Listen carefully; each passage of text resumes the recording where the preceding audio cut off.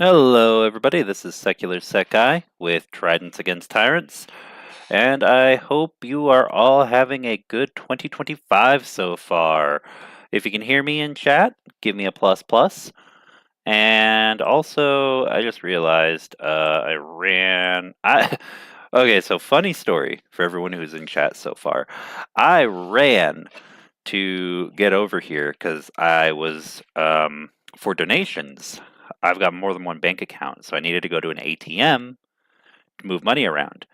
Only to find out at not one but two of the ATMs for one of my banks that allow you to deposit even if the bank is closed. You can just make a deposit at the ATM. Um, they're all closed for New Year's Day.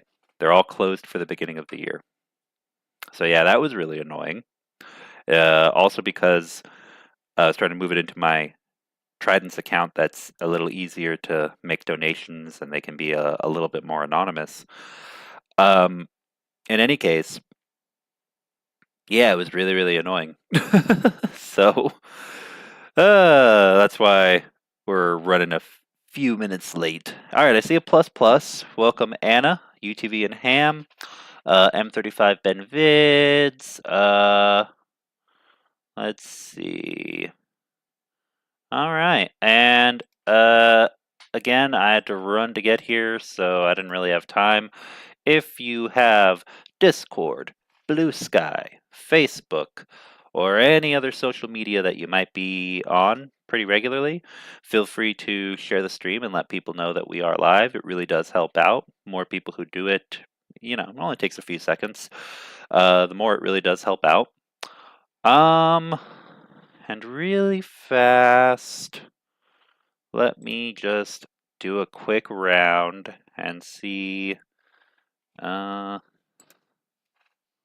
places I usually put streams.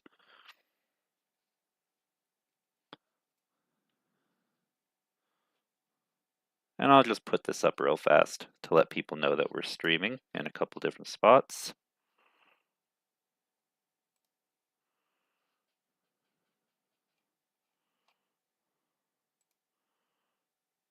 Oh, shoot. And also, I didn't realize that Nick was also live right now on In Time Independent News. I just saw a notification about that, and man, yeah, it's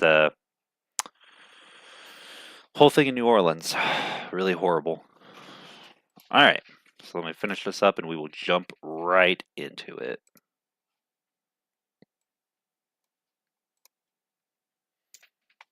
All right, I see a few more people trickling in.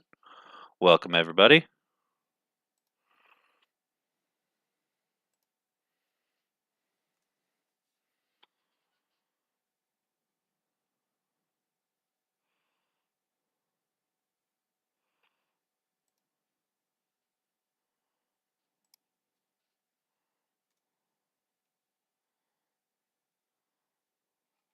All right. All right, I think that's good. And I'm sure we'll have a few more people trickling in. But it's also New Year's Day, so people might be busy. So, you know, I'm remembering that. But at least I've posted this to a couple spots now. All right. So, welcome again, everybody. All right. So, to recap, in case anyone wasn't able to come yesterday, we are helping out Brit, who that is the call sign for. He is a soldier with the 95th Air Brigade, if I'm not mistaken. Um, and yeah, so Brit has appeared on the Shills and a few other places. Primarily the Shills is where I've seen him. To let people know about fundraisers that he's got going on right now. He has one for a new thermal optic, which will be for his personal use. It's part of his kit to be able to do his job uh, in his unit, in his brigade. And we are very, very close to closing it out. Yesterday, we got a very good influx of donations from people. Um, so I think it went from, I think since yesterday morning, it went from something like 1,000 British pounds to 1,007 wait, yeah, 1,730 British pounds. So like 730 pounds within a 24-hour period. That's pretty good. That's pretty good, guys. So very much thank you to everyone who's been sharing the fundraiser around, letting people know about it. Big thank you to everyone who donated yesterday. And also, I got one thing wrong yesterday for anyone who was able to make it. Um, the fundraiser, I mistakenly said $40 was for a single raffle ticket, but I actually have updated details here. So I think that Brit will, is able to see like emails and will reach out to everybody who donated, over email. So keep a lookout for that if you did donate. But if you want to make sure that you get a raffle ticket and you get a patch, because patches are all, Britt was mentioning that they're also giving out patches to anyone who donates a certain amount. These are the rules. Hold on. Okay, here we go. So these are the rules that I was told by Britt.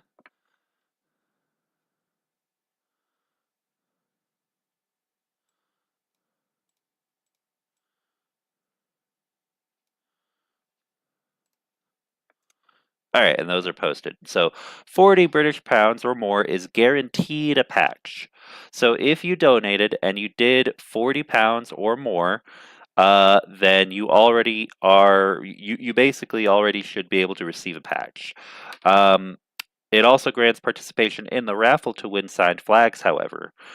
So 10 pounds is the cost of one entry into the raffle, and the prizes are a patch or either of the two flags.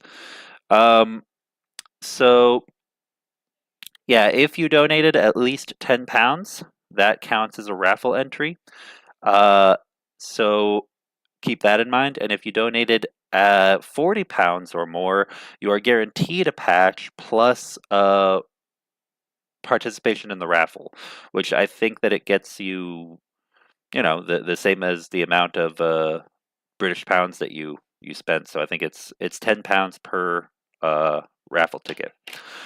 And if anyone has questions or wants to double check on that, let me pull this up.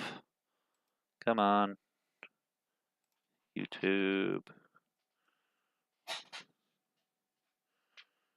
Actually, you know what? I closed it out, but I'm just going to reopen this window I had from the other day because it's got most everything pulled up on it already that you need to know. Come on. Load, load.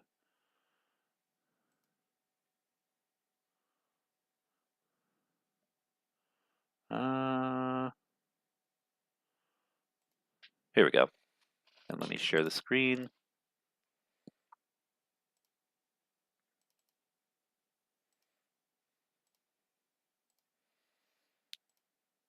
There we go. So this is the channel, the Ukraine Mission on YouTube at the Ukraine Mission is Brit's channel. And right now he mostly has shorts on there. So you'll find a lot of shorts uploaded related on his channel. Um, so definitely go check it out. And as far as here we go. I'm gonna put it into chat right now. Come on. Come on, YouTube. Oh, YouTube. Come on. Ah, view.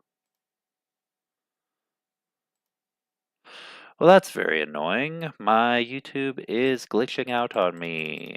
And I didn't save this anywhere else. Oh, that sucks. Okay, well, assuming it works for you, because right now YouTube is being ridiculous for me, you should be able. Ah, there it goes. That was really annoying. There it is, the Ukraine mission at gmail.com. I'm going to put it into the chat. I'm actually going to pin it for a bit. And anyone who is wanting to message, make sure that they've got a raffle ticket and all that. Um, Feel free to reach out to Brit. Just let them know that you made a donation of £10 or more, £10, £40, whatever the case might be. All right. And where are you? There it is.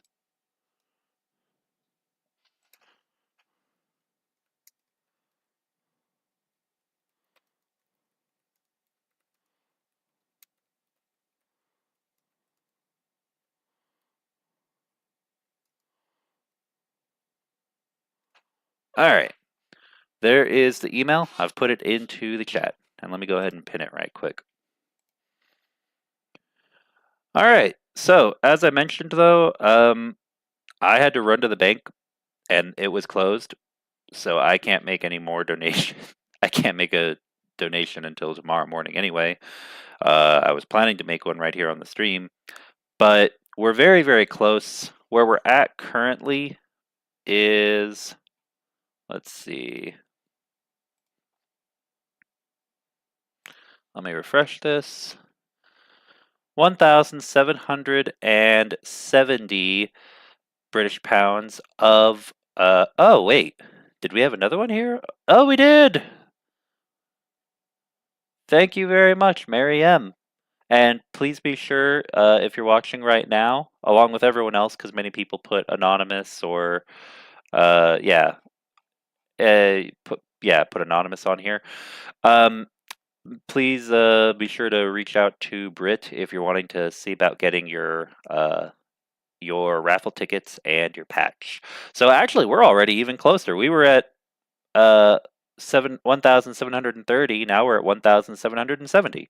So honestly, guys, if you want to be the person who officially gets this soldier to his goal, so he can get himself some thermal optic gear for his kit, to fight on the battlefield at the front lines, it only costs £30.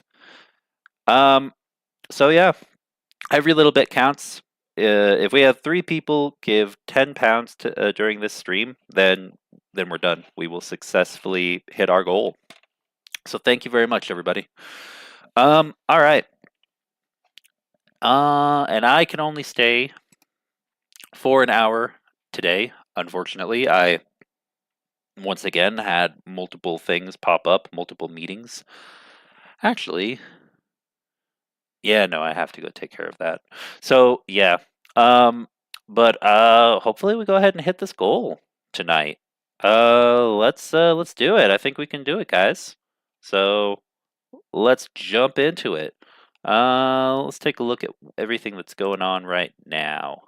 So these are the reports we did last stream. Let me pull up some new information.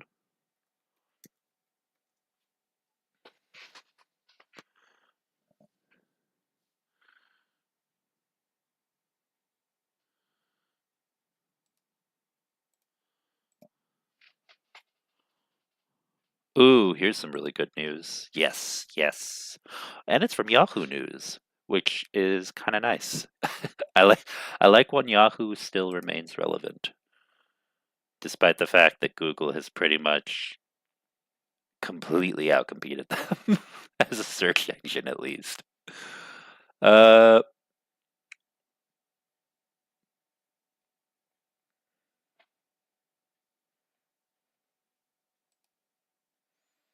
Interesting.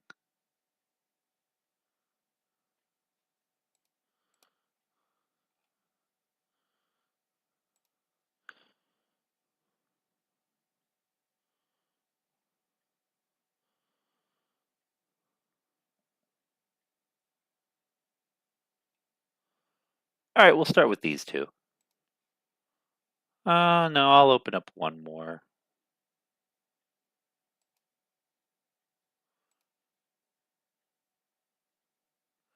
All right, we'll start with good, then good, then not so good, then good news again. And again, apologies regarding if some of the text doesn't fit perfectly. I still have not made, I've not been able to make time to get that perfectly, tweaked in my OBS. But it's very, very little. It's not very noticeable, honestly, I don't think. All right.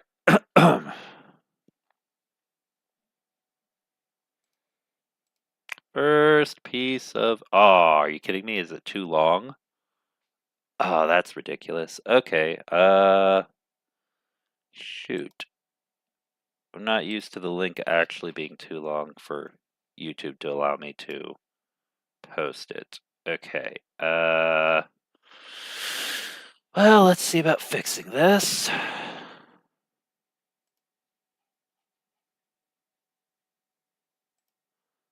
Shit. Okay. Well, thank you, Yahoo. Thank you so very, very much.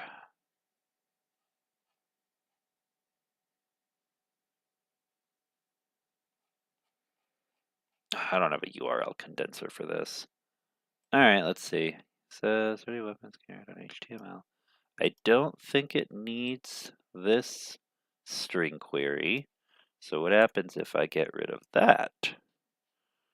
Will that fit? Oh, fuck. Will that fix it? I think that fixed it. I'm glad that I know enough about tech to be able to fix that on the fly. All right, there we go. Try that link. Should work. All right. And let's pull up the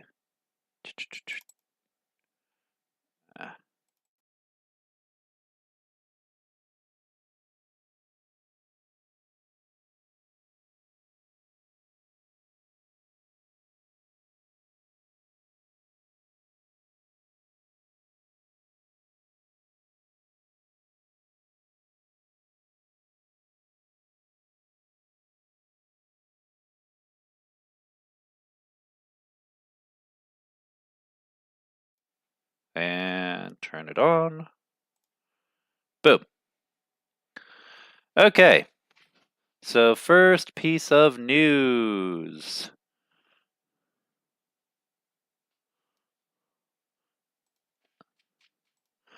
Zelensky said 30% of the weapons and gear used by Ukraine's military in 2024 was domestically made, which is a very, very, very good sign.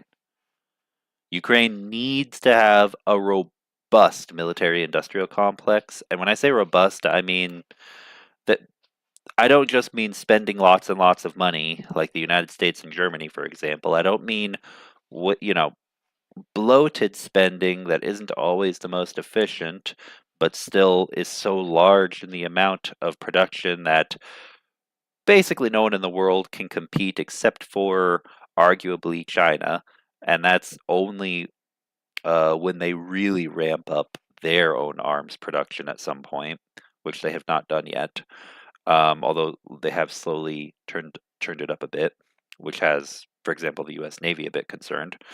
But the Ukrainian government, Ukrainian military really does need this because, guys, I've said it before and I will say it again. This war doesn't end when there's a ceasefire. This war, think of it like this: no one talks about the uh, what I guess we could call the Cold War, the political war between Ukraine and Russia before 2014 as a war, but 100% that was absolutely a war. No one talks about 2014, the invasion and annexation of Crimea, as a separate war. It's kind of rolled together into the 2022 invasion. The two kind of because it was always nonstop, and the two eventually just rolled into one another. It ramped up, so they're both considered by most people to be part of the same war instead of two separate conflicts, like the first Ukraine war and then second Ukraine war. Back to back, something like that.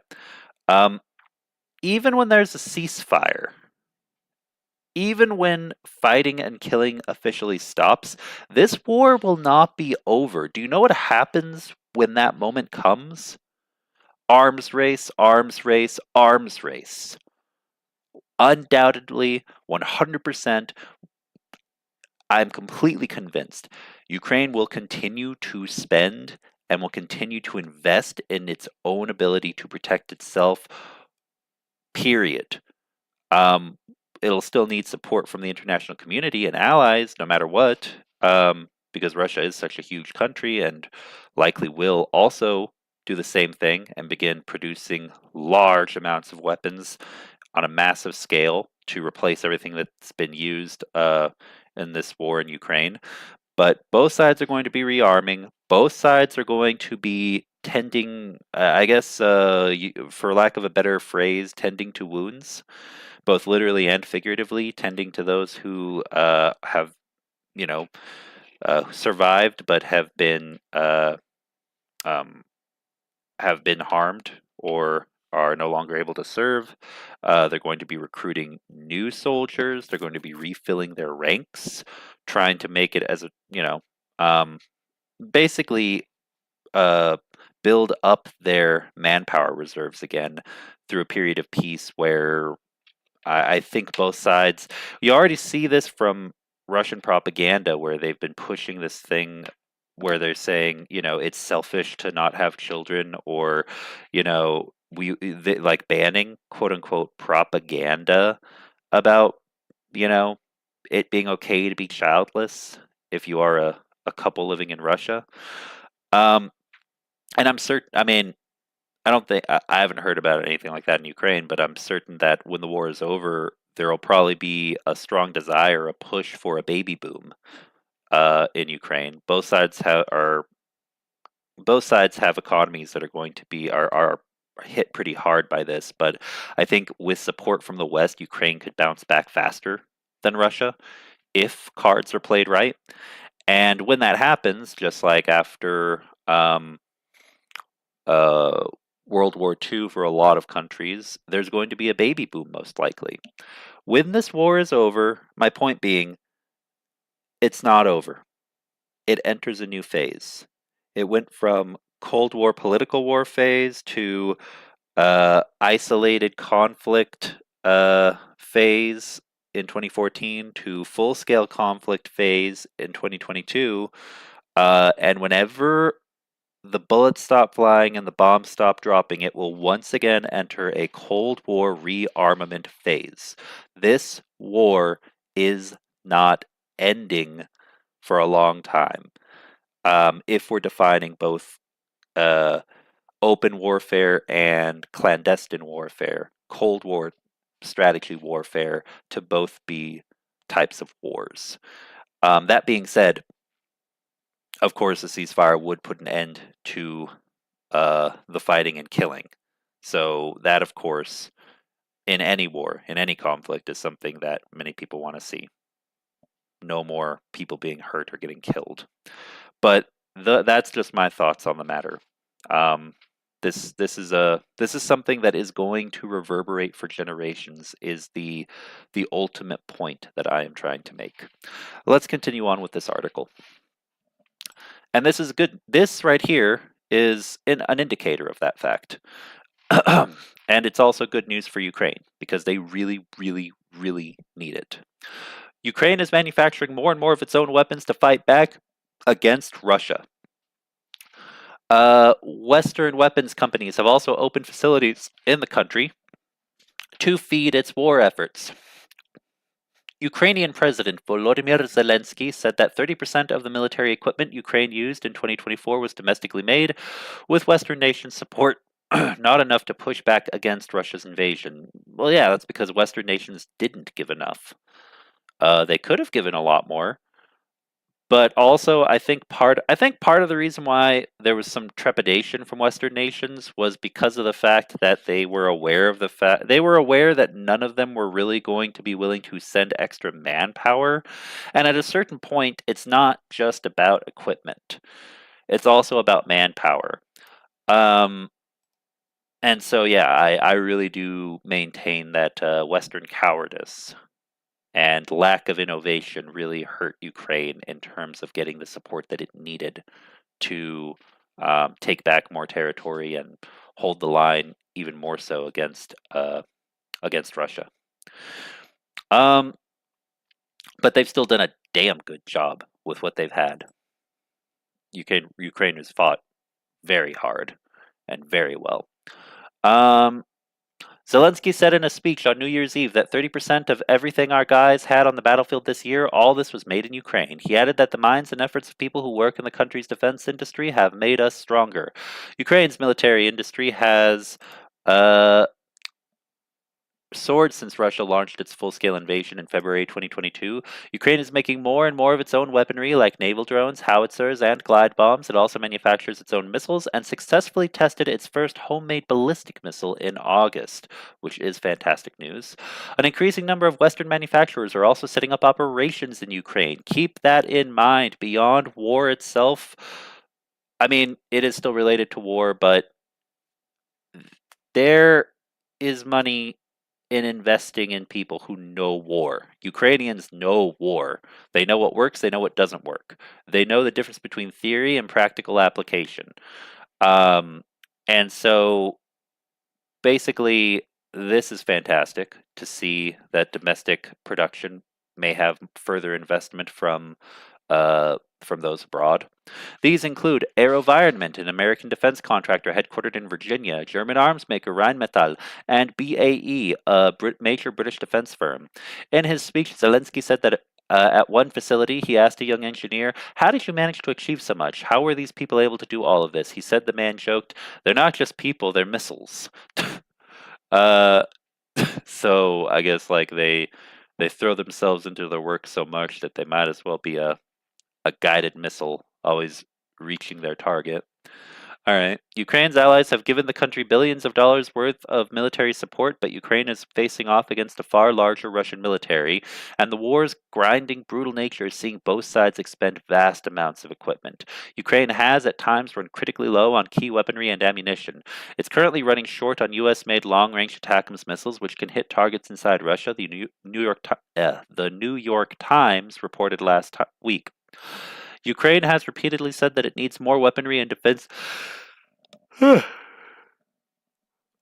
Excuse me. And defensive gear in order to protect itself, and warfare experts have accused the West of drip feeding aid to Ukraine rather than giving it enough to make a major difference on the battlefield. Precisely. Soldiers fighting in Ukraine have said that the way military aid arrives can make long term planning and strategizing a challenge. President-elect Donald Trump's return to the White House could also lead to Ukraine needing to rely more on its own supplies, with Trump previously criticizing the scale of U.S. aid to Ukraine. Yeah, we're going to see how that pans out. I do strongly hope that that will be a better situation than anticipated. Let me open up Q&A.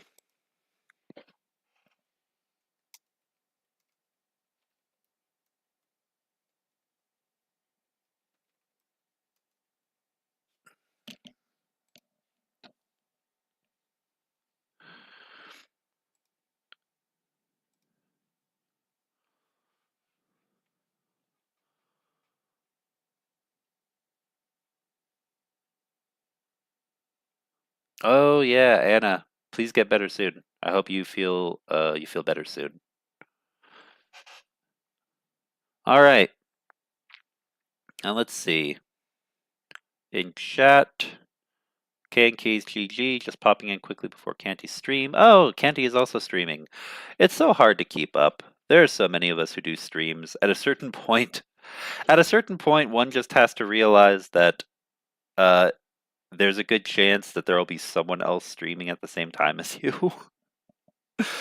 You know, there's not really a good way to keep up with all 30 something channels. One would have to avoid that.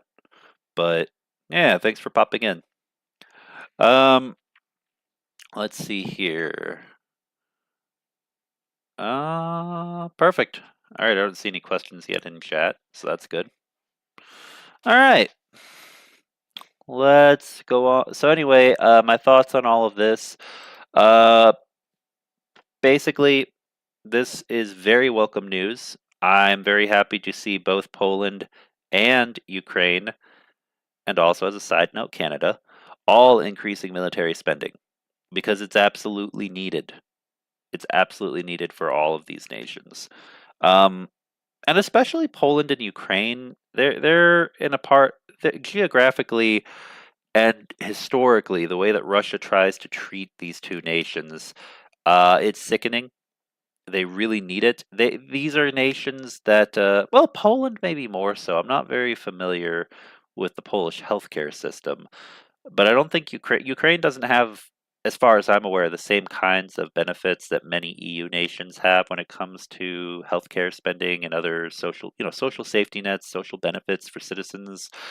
Um, so I feel like between Poland and Ukraine, both of them have this understanding of how important it is, and I think maybe also they don't have that same system that's been built up, you know, fantastic system, but also one that does cost money that's been built up over time.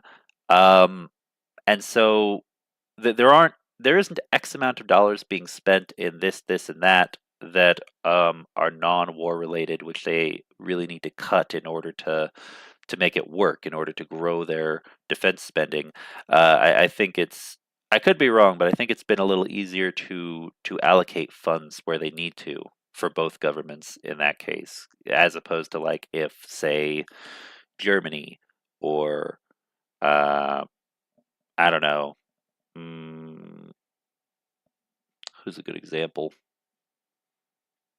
I feel like there are multiple countries where it becomes a huge political argument, a debate over how much should be spent on defense spending versus, not just healthcare, but multiple other sectors of society. Um, Ukraine is very aware of the absolutely need to make sure that there's spending on the ability to defend itself, and Poland as well, with everything it's seen happen to its neighbors here as of late. Um, all right. So we'll go ahead and move over to the next article. Let me close this for now. Let's see. All right, on to the next article.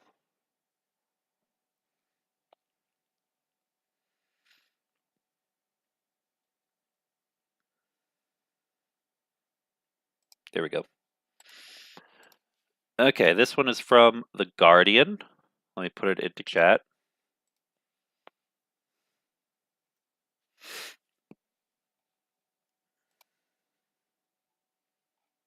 And this one is about Trump. So, yeah. I know, everybody's favorite topic. And I say that absolutely facetiously. All right. So, there we go. Just by existing, he's extended this war. Timothy Snyder on Trump, Russia, and Ukraine. Timothy Snyder was not surprised to be asked to help rebuild a Ukrainian library bombed by Russia. After all, he's a Yale history professor and best-selling author with 12 books to his name, many about Ukraine and Russia. But he had a different idea. It was the ethical choice to raise money for drone defense rather than for a library, Snyder says, because raising for drone defense actually saved lives. Those people who are still alive, they can go to a library later. So, no, I don't wrestle with it. On the contrary, I feel glad and privileged that I was given that choice. I want to highlight this, and everybody remember that Timothy Snyder is a Yale professor, a very educated man, and I love this because it's not a pacifist response. It's saying, I do care. And I do love this, and I do want Ukraine to have new libraries. Why spend the money on it when it's going to get blown up, you know, actively during this war, or if Russia attacks again? There needs to be a rebuilding of Ukraine, a safeguarding of Ukrainian culture. There needs to be civilian initiatives into all of this. But first and foremost, there needs to be the ability for Ukraine to defend itself and deter further Russian aggression. So much respect to him for spending the money the way he did. Apparently. Snyder is discussing his role as an ambassador for United 24, a fundraising platform set up by Volodymyr Zelensky, the president of Ukraine. There is more success to celebrate. Funds raised to buy robots to remove Russian landmines. Like drone defense for Snyder, there's no offensive component, but it is nevertheless a military thing. We're trying to clear mines from territory so Ukrainian civilians can return. This is also an important thing, guys, especially for people who are in the public eye, such as well known academics, professors at Yale, celebrities. Some are more than willing to spend money on things that do have an offensive component, such as drones. We all know that drones are actually used not just for reconnaissance and defensive purposes, but for offensive purposes, very much so. Mark Hamill's an example. He's assisted a lot with drones. But, for some people, the preference is to spend on things like being able to clear mines because it's still super important. It is needed. And it helps avoid them from having, like, either fallout with their jobs or with followers, people who keep up with them in their sphere of influence. Because remember, it doesn't matter what the circumstances of a war are, there's always pro war, there's always anti war, and there's always people in between. Always, always, always. With every conflict, with every war, that is always the case. Which, yeah, that's just the politics of public opinion, you know? Yeah, it sucks, but it's something that people account for when they are living in that world. Um, Anyway, we're trying to clear mines from territory so Ukrainian civilians can return. I've enjoyed it. I'm glad we've done it. In September, I went to a military base outside Kiev and watched these three robots compete against each other, which was very pleasant and interesting. And I met some of the engineers and some of the people from the companies making these robots, plus the Ministry of Digital Transformation, plus this presidential fundraising platform. It was nice to be part of a fruitful, rapid, efficient cooperation. Other United 24 ambassadors include the soccer star Andriy Shevchenko, the chef Jose Andres, and the actor Hilary Swank. Snyder's latest project paired him with another actor, Mark Hamill, star of the Star Wars saga. Yeah, I do love the fact that Mark Hamill is so aggressively pro-Ukraine. I really do. It's awesome. I really want to go watch like the original Star Wars now. Everything with Luke Skywalker in it, man. um, but also, I'll put in Imagine Dragons. Imagine Dragons is also part of the ambassador program, which a lot of people don't know, and they're very pro-Ukraine. I think they've supported mostly with civilian, like rebuilding civilian infrastructure and removing mines and stuff. I could be wrong about that, but they've been very supportive as well. So if you like music from Imagine Dragons, go listen to it after this stream. Yeah, I might do that actually while I'm on my way to my next meeting. Snyder wouldn't dream of denying that it's fun to work with Luke Skywalker and pays a glowing tribute to Hamill's willingness to deploy his fame for good. But Snyder is increasingly well known himself, and not just among readers of books including Bloodlands, Europe Between Hitler and Stalin, 2010, and Black Earth, The Holocaust as History and Warning, 2015. Increasingly, his is a powerful voice in the public square. A lot of it stems from On Tyranny, 20 Lessons from the 20th Century, a short book published in 2017 as the first Trump administration began. It sold bucket loads. On Freedom was published this year. Trump lost power in 2020, but on January 20th, 2025, he will take office again. He has bragged about ending the war in Ukraine in a day. Few believe that, though most do expect Trump to abandon Kiev quickly. Some hope he can be persuaded to continue U.S. support for Ukraine with funds and weapons, if only to push Zelensky to the negotiating table from a position of strength. Snyder has written extensively on Trump and Russia, not least in The Road to Unfreedom, 2018. He is not optimistic.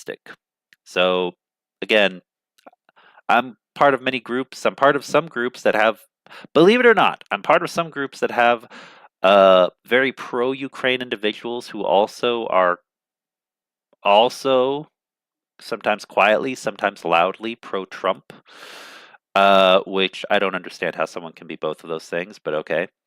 I do think there is hope that there could be a way to convince Donald Trump to continue supporting Ukraine aggressively, not just to get to a negotiating table, but to actually take back more territory. But again, you have to look at the people that Donald Trump is surrounded by, who he chooses to surround himself with. Those are voices he'll also be listening to, and I don't see a lot of them strongly pushing for major support to Ukraine. So I can understand why this article is saying that about Timothy Snyder's opinion. I think the through line for Trump going all the way back to the 1980s and his visit to the Soviet Union through his first presidential campaign and up to the present has always been submissiveness towards the power in the Kremlin. I would be very happy for him to break with that. I don't see any evidence of it yet. Wow, this guy is going like back to the 80s, going all the way back to the 1980s and his visit to the Soviet Union. So, guys, keep in mind, it's not ideological for Trump at all. Through the end of the Soviet Union, when there were black markets, when there were under the table deals going on, Donald Trump was there for that. He didn't give a damn if he was doing business with, quote unquote, commies, the Cold War era, people being all riled up about that in the US. There was money to be made. And now, in the modern era, uh, doesn't matter to him if Russia is, uh, you know, it could be a healthy democracy or it could be a fascist military state. And, hint, hint, it is absolutely the second of those two. It doesn't matter to Trump. All that matters is power and money. And he sees that in how the Kremlin operates. And he very much kowtows to it. That I do believe, historically for decades, not just during these presidential campaigns. The scenario is that Trump is made to understand that Vladimir Putin is bullying him and that Trump should therefore do the right thing. But so far in his entire career, Trump has seemed to enjoy being bullied by Putin. And so far, Trump's negotiating strategy for Ukraine, so far as they've revealed it, has not been to make Russia weaker, it's been to make Ukraine weaker. Yeah, um, sorry, just the way that he phrases it. Trump has seemed to enjoy being bullied by Putin. Um, I hope a lot of people keep repeating that, just like the whole President Musk and Vice President Trump thing. Really get under his skin, really get under his ego, because, yeah, I think that's going to be one of the best ways to get Donald Trump to do something stupid that causes causes him to, I don't know, create a rift between his family and Russia that kind of shoehorns them into taking a hopefully into taking a tougher stance. Um, Timothy Snyder, if Trump didn't exist, if Trump had retired from politics, I think the whole Russian attitude towards this war would have been different. Or if he had lost the election. Yeah. Snyder has said Trump is Russia's only chance of winning the war. He said so because the Russians say it. Snyder speaks 5 languages reasonably well, a few more quite badly, and reads about a dozen. A lot of the stuff where I've been right about Russia in the past has just been because I've been channeling what they say, and they've been saying for a year in their media that they need Trump to win. And I think the existence of Trump and the possibility that he would be president is itself a cause of this war, because it was something Russia could factor in the whole time. They could tell themselves, we just need to stay on the battlefield to January 25th, and then the floodgates will open for us because we're going to have quote, our guy.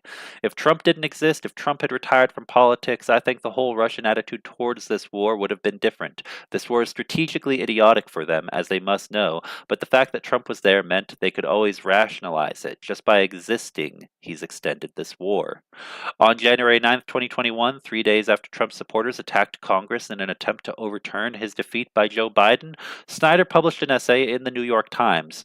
Presciently, he wrote that the failed attack was not the end of the Trumpist moment, but the beginning of a full-fledged assault on U.S. democracy, which he was right, and we are now entering an era of oligarchy, which hopefully does not further evolve into something much more, even more insidious than that.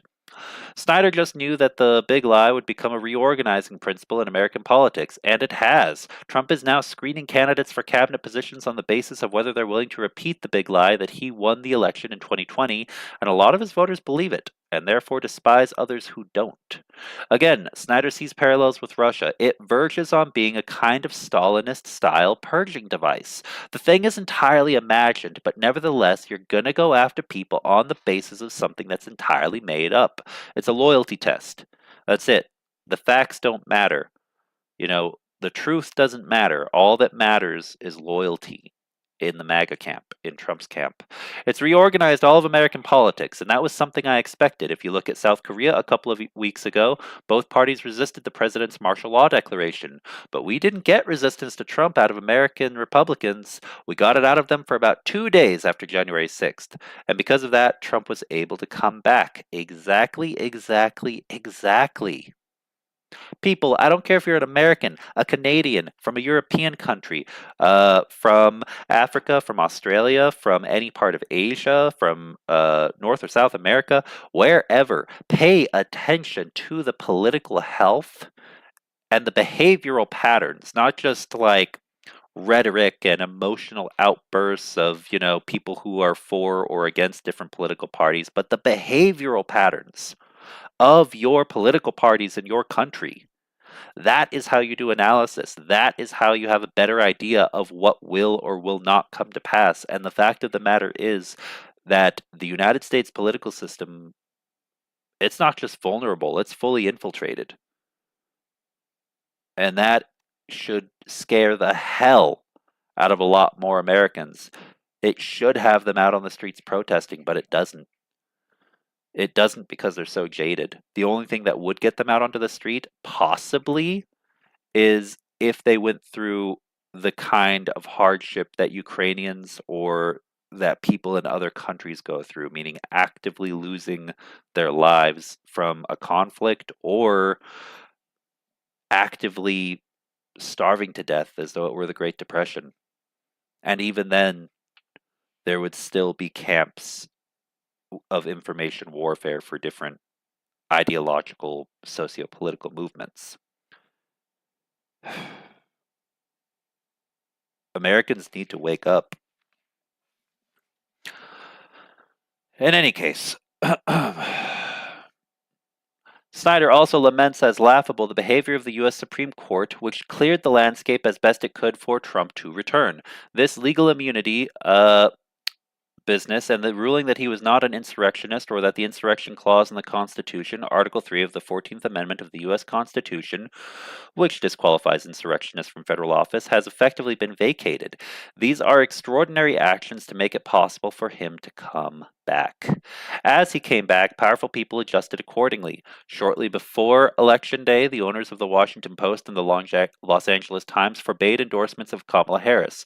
Not long after, ABC News settled a defamation lawsuit over whether Trump could be said to have raped the writer E. Jean Carroll. Trump was found liable for sexual abuse, not rape. Yeah, okay. A New York judge said Carroll's claim Trump raped her was substantially true. Observers often reached for words written by Snyder. In On Tyranny, the first of Snyder's 20 lessons is do not obey in advance. To many, media owners' decisions to accommodate Trump seem textbook rule violations instead of anticipatory obedience, which teaches power what it can do.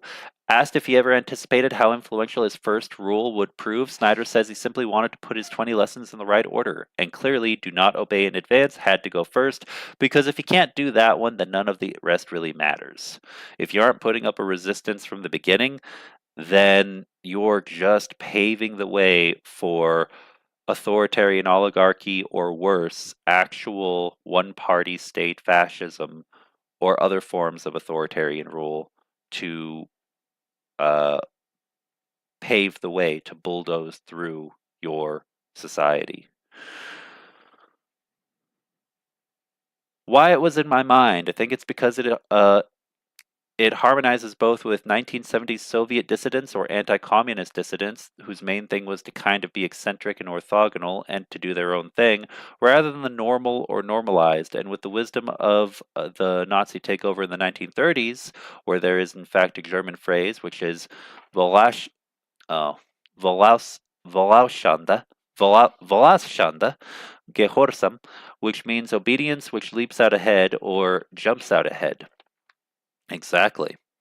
Snyder agrees with his readers. Jeff Bezos, Washington Post, Patrick Soon-Shiong, LA Times, and Disney, ABC News have broken his first rule.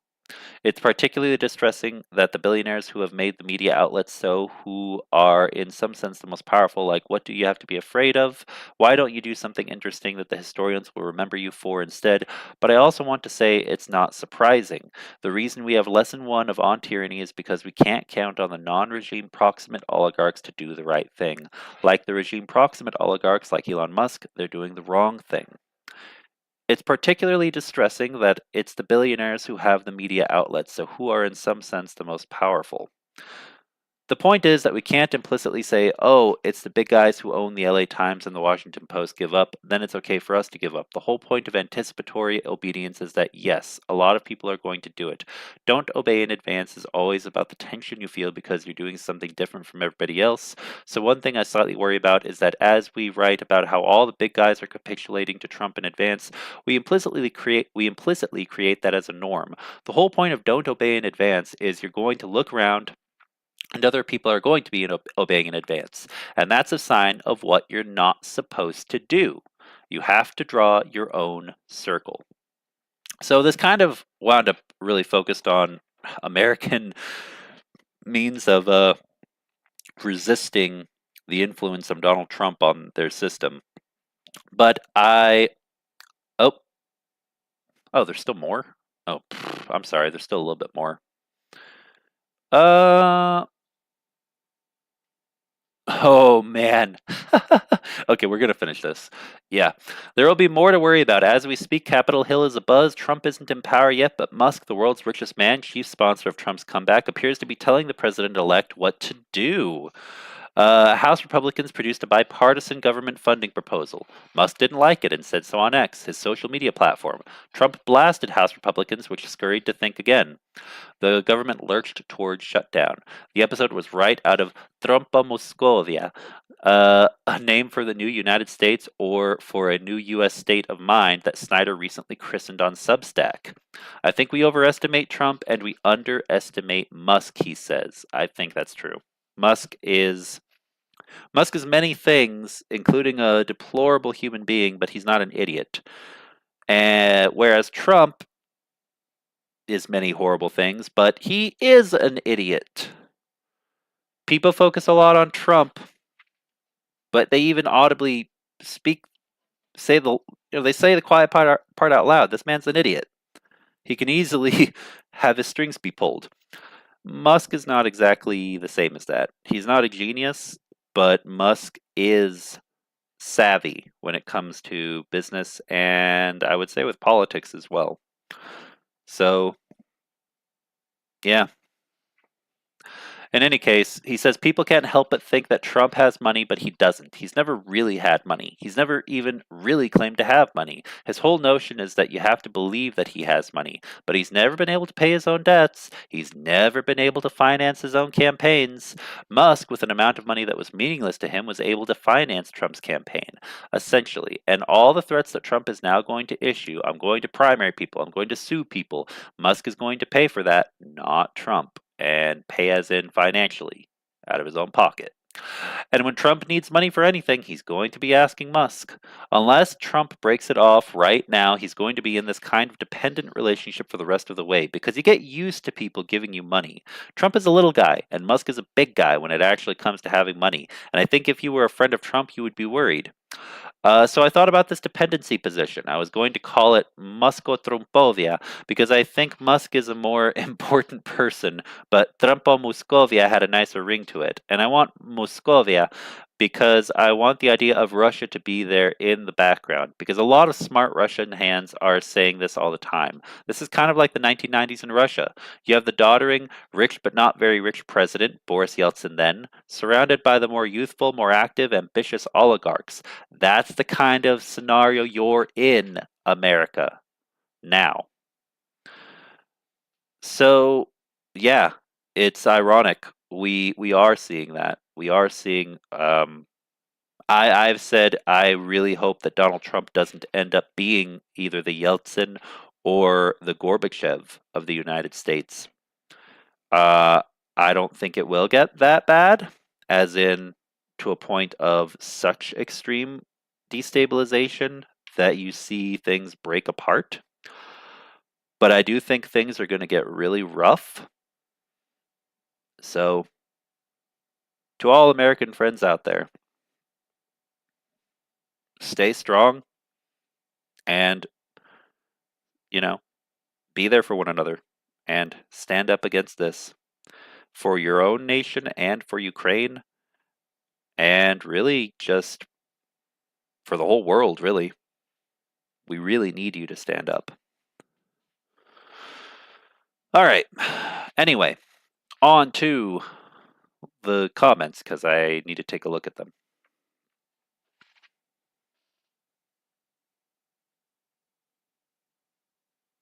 Oh, wow.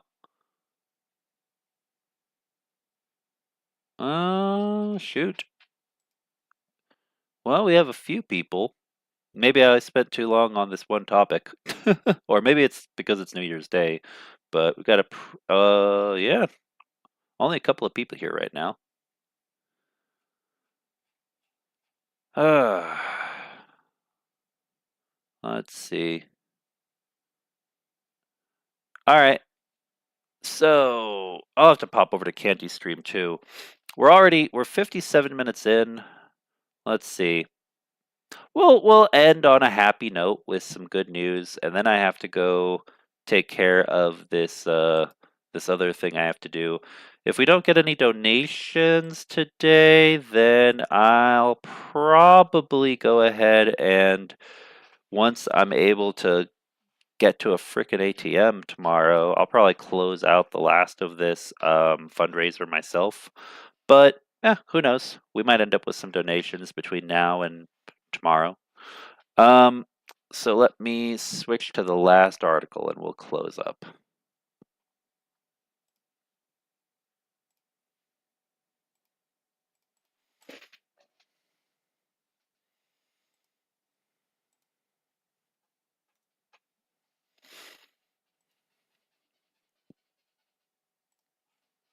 Oh, and this is a super short one. So yeah, this will be perfect to end on. Worked out very nicely. Returning to more focused on Ukraine itself, Ukraine war briefing from The Guardian. U.S. grants $6 billion in aid to Ukraine before Trump inauguration. The U.S. has unveiled almost $6 billion in military and budget aid for Ukraine, as the Biden administration works quickly to spend all the money it has available to help Kyiv fight off Russia before President-elect Donald Trump takes office next month. I've directed my administration to continue surging as much assistance to Ukraine as quickly as possible, Biden said in a statement.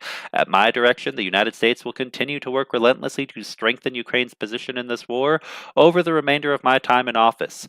The package includes nearly $2.5 billion more in weapons, as well as $3.4 billion in economic assistance to help pay for critical government services, including salaries for civilian government and school employees, healthcare workers, and first responders. Ukrainian forces have staged a new attack on the town of Lvov in southern Russia's Kursk region, badly damaging a two-story apartment building.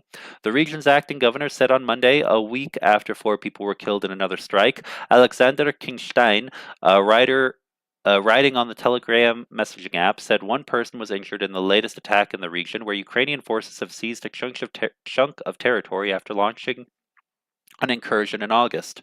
Their purpose is to frighten people, sow confusion, panic, and chaos. King Stein said of the Ukrainian attack, and to deny children the chance to enjoy the forthcoming New Year. Russia and Ukraine have carried out a major prisoner exchange, with at least 150 people from each side returning home before New Year's Eve, in a swap partly brokered by the United Arab Emirates. The return of our people from Russian captivity is always very good news for each of us, the Ukrainian President Volodymyr Zelensky said in a message posted on Telegram on Monday. My son is 5 years old now. The last time I saw him, he was 2 years old, said Serhiy, who was captured by Russian forces at the Azovstal steel mill in the southern port of Mariupol, which was stood a siege for nearly 3 months in 2022. The leader of the new Syrian administration, Ahmed al-Shara, greets Ukrainian Foreign Minister Andriy Sybiha in Damascus on December 30th, 2024. Ukraine is pledging support for the new authorities in Syria. Which ones? Which ones? Interesting. There are a lot of. So I'm guessing this is what is HDF or um shoot, the larger, more religious group that is, yeah, currently in power, compared to like the 4 or 5 other groups that also have split Syrian territory under their control. Ukraine's foreign minister met with Syria's de facto leader Ahmed al-Shara in Damascus on Monday, days after Kiev announced the delivery of a large shipment of wheat flour to the country after the ouster of Bashar al-Assad, who has been granted asylum in Moscow. Foreign Minister Andriy Sybiha said he hopes that a new Syria would become a country that respects international law. The Russian and Assad regimes supported each other because their foundation is violence and torture, he added. Okay. Good to see Ukraine making steps there. And I'll have to read this last one. It's not going to be visible on the screen. My apologies. North Korean leader Kim Jong-un has vowed to step up bilateral relations with Russia in a letter to President Vladimir Putin on Monday. State media KCNA reported on Tuesday.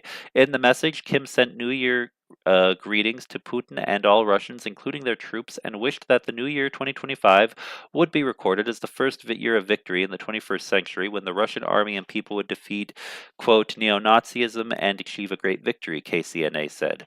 Kim and Putin signed a mutual defense treaty at a summit in June, which calls for each side to come to the other's aid in the event of an armed attack, and Pyongyang has since dispatched tens of thousands of troops to Russia to support its war effort, according to Ukraine, the US, and South Korea. Yeah, fuck Kim Jong Un and fuck Vladimir Putin. Yeah, seriously. All right, and with that, we're a little over an hour, and I do need to get going.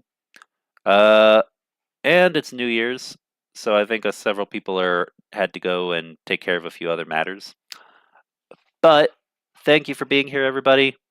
Please take a look at the Thermal Optic fundraiser. We are very, very close to closing it out. If we don't get another donation by tomorrow, I'll probably make a donation myself. But £30. If you want to be the person who gets it over the finish line and get some raffle tickets, go check it out. All right, everybody. See you next time, and Slava Ukraini. All right. Have a great day or night, wherever you are.